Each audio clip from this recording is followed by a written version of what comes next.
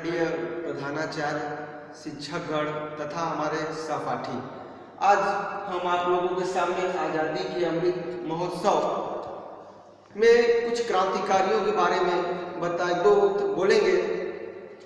1857 से लेकर 1947 के बीच हमारे देश में कई क्रांतिकारी पैदा हुए जिन्होंने हमारे देश को आज़ाद कराने में बहुत योगदान दिए।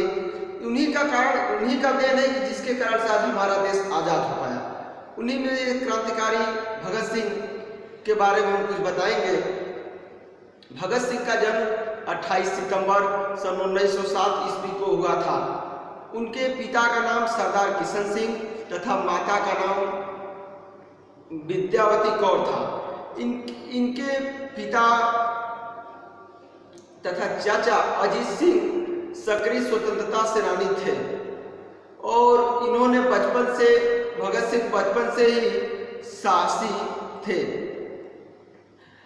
इनकी एक कहानी बहुत प्रसिद्ध हुई। जब ये छोटे से थे तो उन्होंने एक बार अपने पिताजी के साथ खेत पर गए और उनके पिताजी फसल बीज बो रहे थे और उन्होंने पूछा कि पिताजी आप क्या बो रहे हैं? तो पिताजी ने कहा, बेटा हम इस बीज बो रहे हैं जिससे फसलें तैयार होती हैं और जिससे ढेर सारा अनाज होता है। तो उस समय ब्रिटिश अंग्रेजों का हमारा देश गुलाम था, परेशान था। तो भगत सिंह ने पिताजी से बोला, पिताजी अगर हम अनाजों की जगह बंदूकें बोए तो हमें देश से आज़ादी दिलाने में कितनी मदद मिलेगी और अंग्रेजों को मार के भगाने में हमें बहुत ज़्यादा मदद मिलेगी, जिससे हमारा देश आज़ाद हो सकता है। फिर 13 अप्रैल सन 1919 भारत के इतिहास का एक ऐसा दिन जो भारत के इतिहास में लोगों को छिछोड़ के रख दिया। जलियांवाला बाग में कुछ सभा बैठी हुई थी जिसमें अंग्रेज अधिकारी जनरल डायल ने अधिकारियों को निहत्थे लोगों को वार किया, जिससे लगभग 1000 लोगों की मौत हो गई। भगत सिंह ने जब ये बात सुनी तो उन्होंने उनके आत्मा को उनको बहुत दर्द हुआ और वो अपने घर से उनके जलियांवाला बाग की दूरी लमसम 20 किलोमीटर की थी और उन्होंने वहां पर पहुंचा और उस घटना को देखा जो बहुत ही दर्दनाक था। और उन्होंने वहां से सनी हुई खूनी मिट्टी को उठाया और वहीं से अपने देश की आज़ादी के बारे में सोचने लगे। और उनका उम्र उस समय सिर्फ 12 साल का था।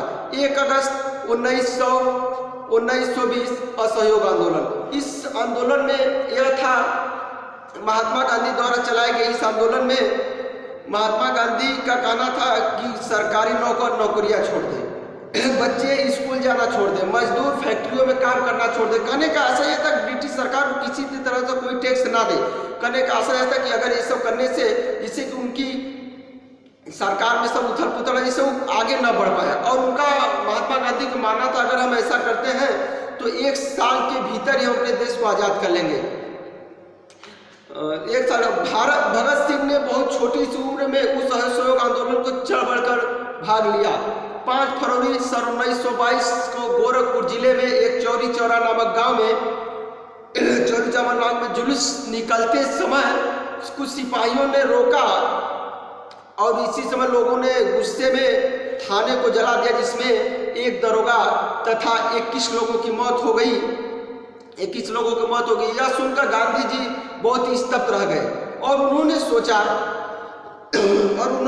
यह सोचकर आंदोलन बंद करना चाहा और उन्होंने यह कहकर आंदोलन बंद कर दिया कि अभी हमारा देश आज़ादी के लिए पूर्ण रूप से तैयार नहीं है। यह बात सुनकर भगत सिंह बहुत ही क्रोधित हुए, परंतु वो क्या कहते, महात्मा गांधी पूरे राष्ट्र के सम्मान करते थे और उन्होंने महात्मा गांधी का सम्मान किया।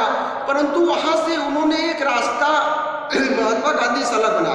महात्मा गांधी जी के अहिंसात्मक आंदोलन की जगह भगत सिंह ने हिंसात्मक आंदोलन का मार्ग अपनाना अनुचित समझा। उसके बाद उन्होंने कई क्रांतिकारी दल में सदस्य बने। उनके प्रमुख क्रांतिकारियों में भगत सिंह सुखदेव आदि थे। 8 अप्रैल 1919 दोस्तों, ब्रिटिश सरकार ब्रिटिश सरकार भारत के गरीब, मजदूर, किसानों तथा गरीबों से कोई लेना देना नहीं था।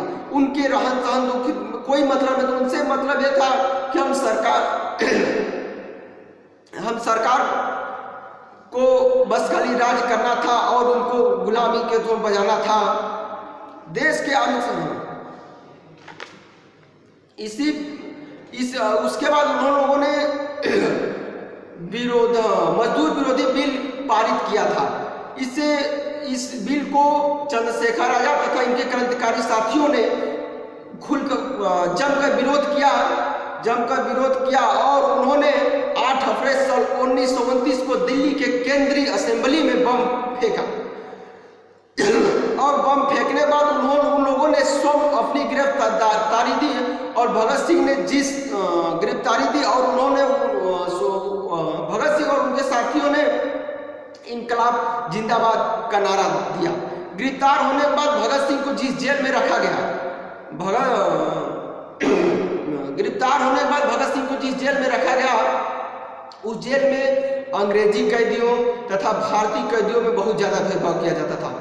अंग्रेज जैसे कि खाने को लेकर, रहन सहन, मतलब बहुत ज्यादा भेदभाव किया था। इस भेदभाव को भगत सिंह ने उसका विरोध किया और उन्होंने कहा कि सबके लिए कानून एक होना चाहिए और उन्होंने वहीं से शुरुआत हुई भूख हड़ताल। उन लोगों ने और उनके साथियों ने मिलकर 116 दिन की भूख हड़ताल की तथा उसके बाद उन लोगों ने उस भूख हड़ताल को विजय भी प्राप्त किया और अंग्रेजों ने उनके सामने घुटना टेका। 26 अगस्त 1930 ईस्वी को भगत सिंह को फांसी की सजा सुनाई गई तथा 23 मार्च 1931 को फांसी दिन था। उनके लिए हम 2 लाइनें बोलना चाहेंगे। 23 मार्च का दिन आया, ये भूमंडल भी डोल उठा, जेल का हर एक कोना कोना मेरा रंग दे बसंती बोल उठा। भगत सिंह की अमित शहादत नियति भाप गई होगी, जब चूमा होगा भगत सिंह को रस्सी कांप गई होगी। पत्थर दिल वाले अंग्रेजों के दिल भी पिघल गए होंगे और जल्लादों के आंखों से आंसू निकल गए होंगे।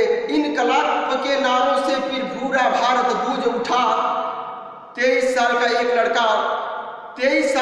लड़का आजादी का दीवाना था, ये शहीद आजम कहलाया, बस तुम्हें यही बतलाना था। जय हिंद।